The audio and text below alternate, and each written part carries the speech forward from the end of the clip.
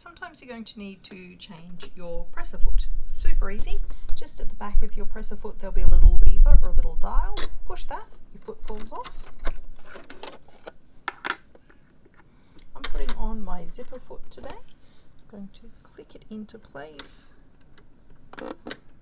Once I've clicked it into place, I want to make sure that my needle is not going to be hitting my presser foot. So the trick to do it is to move the needle into position, grab the hand crank on the right hand side, and just make sure you've got enough needle clearance to make sure it all smoothly goes past.